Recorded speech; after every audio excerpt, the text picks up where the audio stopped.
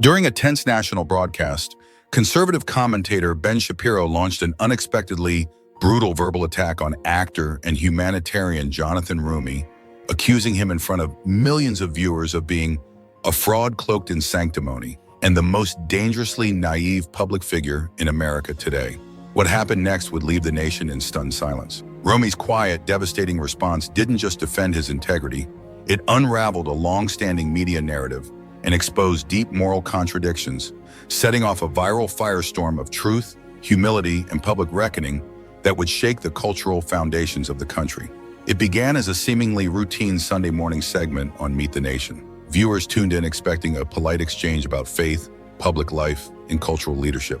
Seated across from each other in the studio were Jonathan Rumi, a man known for his deeply spiritual roles and community outreach, and Ben Shapiro, a fast-talking provocateur with a reputation for intellectual combat. The discussion began with standard questions about the role of faith in modern America, but the tone shifted abruptly. Without warning, Shapiro leaned forward, eyes cold behind his glasses, and fired the first shot. "Jonathan, you pretend to represent virtue, but you're nothing more than an actor who's deluded enough to think he's a spiritual authority. Frankly, you are dangerous. You encourage weakness disguised as compassion, and your silence on real issues is cowardice, not humility." A wave of gasps swept through the studio. The moderator stiffened. The control room went dead quiet, but Shapiro wasn't finished. "You've accomplished nothing meaningful. You posture, you speak in vague spiritualisms while the world burns. You're not a healer, you're a distraction." The camera cut to Rumi. He didn't move. His hands remained folded, his eyes steady, not in anger, but in focused calm, like a man listening deeply, almost prayerfully. Viewers at home could feel something shifting. The moderator, visibly uncomfortable, tried to interject. "Jonathan, would you like to respond?" Rumi slowly nodded. He leaned forward, not to defend himself, but to offer something deeper. His voice was soft but unwavering. "Ben, you've built a career speaking faster than people can think, but sometimes truth doesn't need to be loud. It just needs to be lived." A ripple passed through the audience. "You accuse me of pretending," Rumi continued, "but I've spent the last 10 years holding the hands of grieving parents, comforting addicts in recovery, and praying with the homeless on sidewalks your commentary ignores. I've seen suffering, not in headlines, but in human eyes." Ben scoffed, clearly unprepared for the direction things were taking. "You talk about meaning, but I've witnessed people die in silence, without dignity, while cultural influencers like you filled the air with noise." Rumi's eyes locked onto his opponent, not with judgment, but with piercing clarity. "The truth is, I don't need to be right.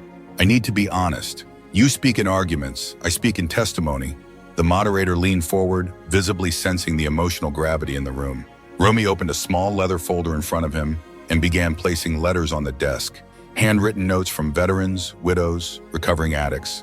Stories of loss, of healing, of grace. The camera zoomed in. No charts, no data, just pain and redemption in ink.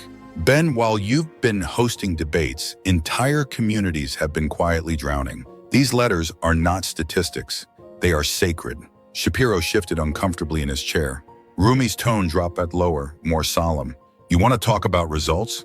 In 5 months, our grassroots initiative has placed over 12,000 homeless individuals in stable housing, partnered with parishes to fund mental health clinics in 14 cities, and reunited dozens of families torn apart by addiction. You didn't come here to debate," Rumi added with a whisper that somehow carried the weight of thunder.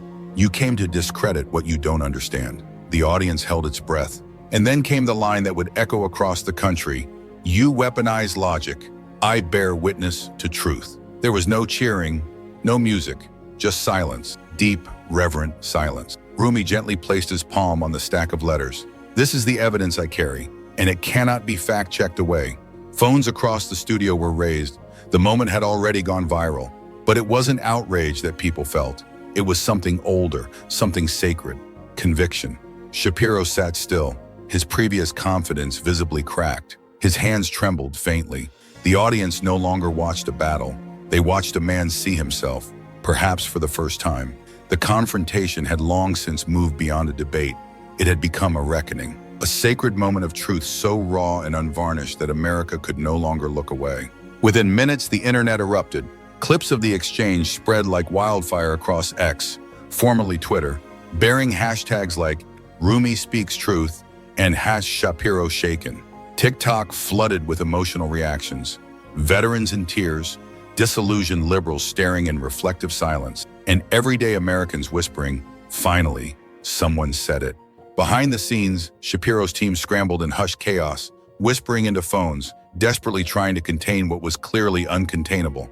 Meanwhile, Jonathan Rumi sat still, utterly composed. He wasn't there to gloat. He wasn't there to conquer. He was simply doing what he had been called to do: speak the truth with humility and conviction. He continued calmly, unfolding more handwritten testimonies, stories from veterans whose benefits had been denied, from single mothers whose housing funds had vanished, from working-class families promised help but delivered silence. These weren't policy points. They were people, forgotten, wounded, real. America deserves the unfiltered truth, Rumi said gently, yet with iron resolve. And the truth is this: for years, men like Ben have dominated the discourse, speaking louder than the people they ignore. But they've delivered nothing but culture war noise, while real communities have suffered in deafening silence. The moderator, clearly shaken and visibly struggling to maintain neutrality, turned to Shapiro. "Mr. Shapiro, would you like to respond to these very serious accounts?" Ben tried to reassert control, but his voice cracked ever so slightly. This is pure sentimentality disguised as substance. He's parading letters and emotions instead of facts. It's performance. It's manipulation. Rumi stood slowly. There was no anger in his voice, only clarity, an authority that didn't come from a position, but from presence. "Then let me be clear," he said softly. "Every letter, every name, every date I have referenced will be published online tonight, verified, unedited, and open to public scrutiny. And if a single testimony proves false, I will walk away from this work tomorrow, permanently." The studio fell completely silent. Shapiro blinked rapidly. His mouth moved, but no coherent words formed. The gravity of the moment hung heavily in the air. Across the country, millions watched with wet eyes, not just because of the revelations, but because of what those revelations symbolized: decades of deception and the pain of finally being seen. Then Jonathan did something no one expected. He turned, not to his opponent, but directly to the camera. "My grandfather was a shoemaker in Queens," he began, his voice trembling with quiet reverence. "He died with calloused hands and empty pockets, but he never complained. All he ever asked was that those in power wouldn't lie to his children. That's why I do this, not to win debates or trend on Twitter, but to stand up for the silent millions who are tired of being statistics on a spreadsheet." Social media lit up with responses. A retired truck driver in Ohio tweeted, "He's not yelling, he's not insulting, but I've never felt more defended in my life." A widow in Texas posted, "This man is speaking for us. Finally, someone who listens without shouting." Rumi continued, now with a rising but tender conviction, "Ben, you called me the most dangerously naive figure in America, but I've sat beside homeless veterans the system forgot. I've wept with mothers who lost children to fentanyl, whose names no one remembers. I've prayed in silence beside factory workers whose livelihoods were erased by empty policies championed in debates just like this one." He turned back towards Shapiro one final time. "And you've built a brand on owning people. But in all your victories, how many souls have you actually healed?" The moderator's hand trembled as she lifted her pen. A hush fell over the entire studio. Then Shapiro broke the silence. "Oh, please, this is emotional theater. It's all just optics." But Rumi didn't flinch. He reached slowly into his jacket pocket and pulled out a flash drive. He placed it carefully on the table between them. "This contains verified testimonies, funding records, internal memos, obtained legally through the Freedom of Information Act. They document the redirection of millions in community relief funds to projects that were never completed, while commentators like yourself pushed narratives that distracted the public." Shapiro's eyes widened, not with anger, but with something much rarer in him: fear. That's a distortion of events," he blurted.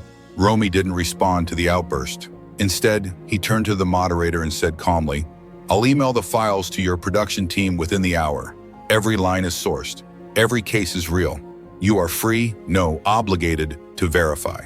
The room froze.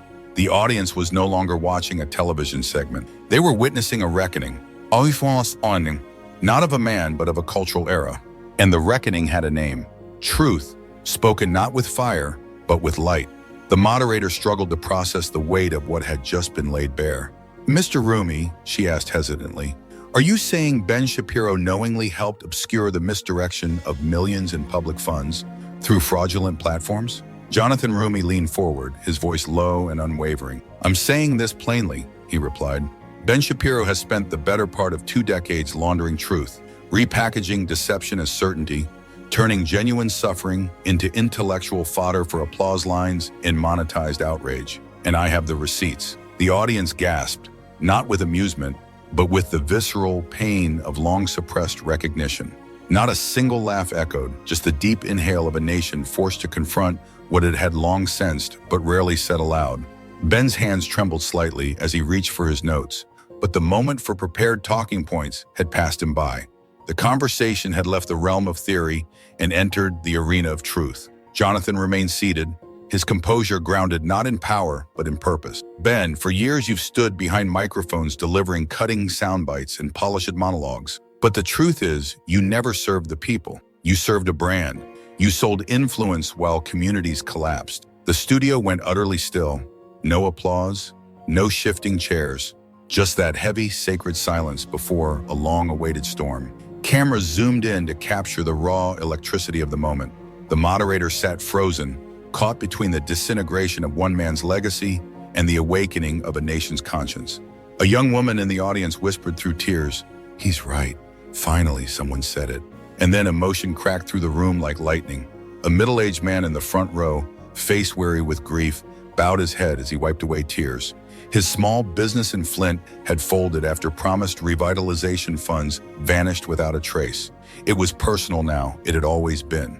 Rumi looked across the studio, not at Ben, but at the faces watching. "How many families had to break in silence while you played rhetorical chess with their pain?" he asked, voice no longer gentle, but glowing with sorrow. Ben opened his mouth, but nothing came out. That single question didn't just pierce his confidence. It ended something greater, the illusion of control. Backstage, Shapiro's chief producer received a message from The Atlantic. "Do you have a response to the fund redirection claims? We're running with the FOIA story in 30 minutes. But Jonathan wasn't finished. He turned back to the camera, and in a voice soft as prayer, addressed the American people. "You deserve better. You deserve leaders who didn't lie, with clean hands and steady voices. Your betrayal didn't come from nameless enemies. It came from those who looked you in the eye and said, 'Trust me,' while they built platforms on your suffering." Across the country, viewers wept. Not for Jonathan, not even for Ben, but for themselves. They wept because someone had finally put words to what they had lived. Comment threads flooded with heartbreak and fury. "My father died waiting for a clinic that was fully funded, but never built. Ben didn't get dismantled tonight. He got unmasked." And then an unexpected figure rose from the audience. An elderly man, frail but proud, wearing a worn Navy veteran's pin. He didn't speak at first. He simply raised a trembling hand. Jonathan saw him immediately and offered a nod of respect. When the man spoke, his voice shook with reverent pain. "Mr. Shapiro," he said quietly, "you personally promised us better VA care in 2011. But I buried my wife waiting for the treatment you said would come. It never did." You could hear the sound of collective heartbreak settle on the room. "I gave this country everything," the veteran continued, "and for years I believed your polished words. But tonight, Mr. Rumi gave me something you never could. The truth." Ben looked down. For the first time all night, he appeared truly diminished. The veteran turned to Jonathan. "Mr. Rumi, please, don't stop. We need men like you, I beg you." Jonathan rose from his chair slowly and offered the man a solemn salute. Not as a performance, but as sacred acknowledgement. "You have my word," he said, voice breaking. "I will not stop fighting for truth, for accountability, for you." The studio erupted, not in applause, but in something deeper.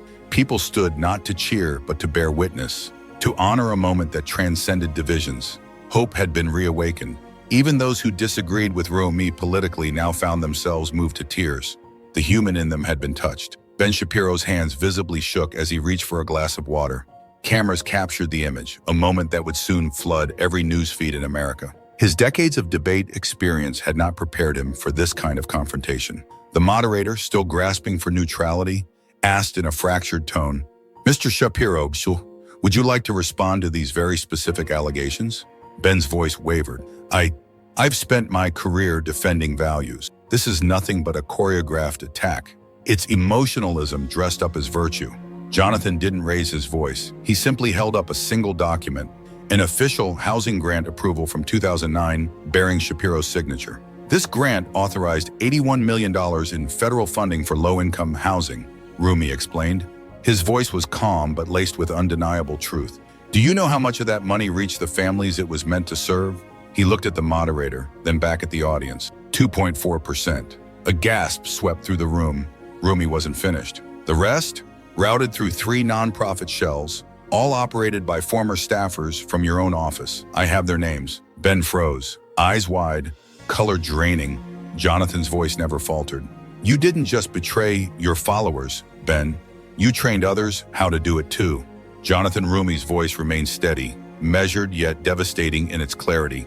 Do you know what percentage of that $81 million actually reached the families it was meant to help? Just 2.4%. The words landed like thunder in a cathedral. Ben Shapiro, physically frozen, couldn't look up. His hands, once sure and rehearsed, trembled faintly as Jonathan pressed on with quiet resolve. The remaining 97.6%, Rumi continued, was systematically routed through a network of nonprofits, 4 of them directly operated by your former interns. Then he paused, looked Ben in the eyes, not with hatred, but with sorrowful knowing. Would you like me to name them, or have you already memorized the list? The audience inhaled sharply, but Jonathan wasn't aiming to humiliate. He was aiming to liberate the truth. You didn't just betray your audience's trust, Ben, Rumi said gently. You trained others to perpetuate the same illusion. This isn't merely a public reckoning. It's the unraveling of a culture built on moral sleight of hand. News anchors across the country cut into programming with urgent banners.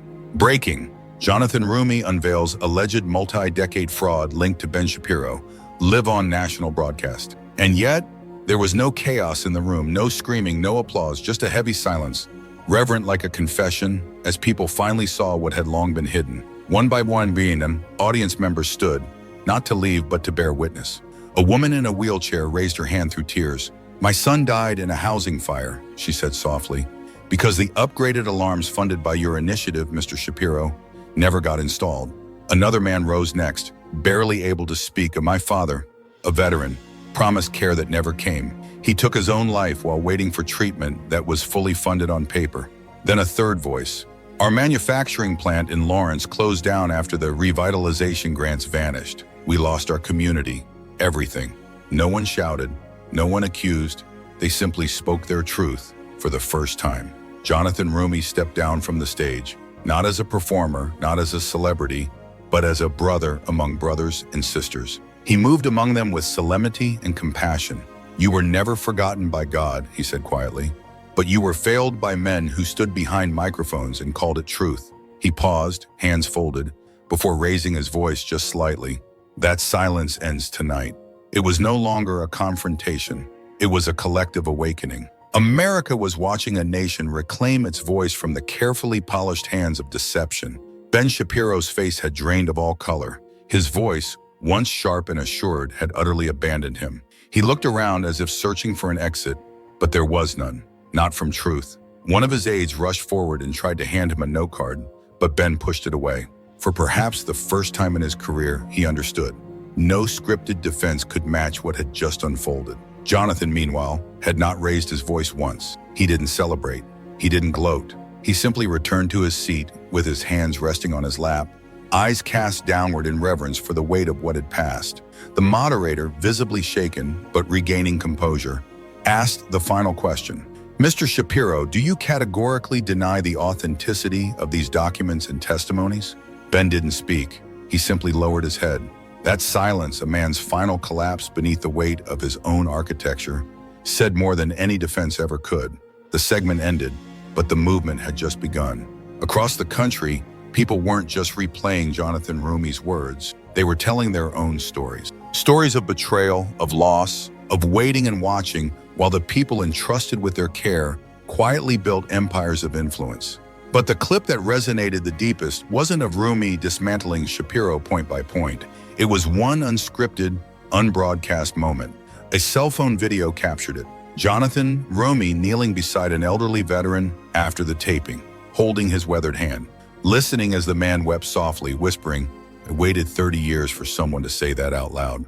Jonathan said nothing. He simply bowed his head, placed his other hand over the man's trembling fingers, and sat with him in silence. That clip reached 60 million views in 4 hours. One comment beneath it read, "He didn't destroy Ben Shapiro tonight.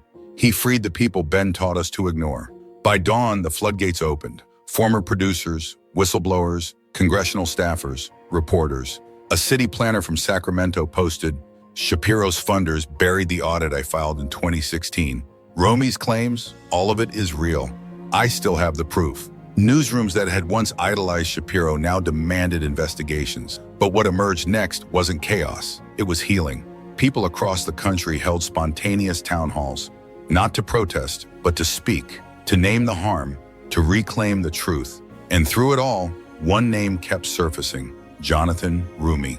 After the lights dimmed in the studio that night, most public figures would have slipped quietly out the back with security. Jonathan did the opposite. He walked directly into the crowd.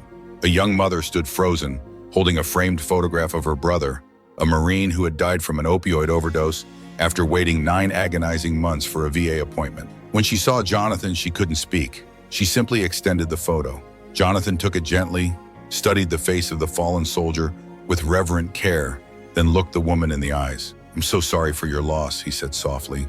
"He deserved better, and so did you."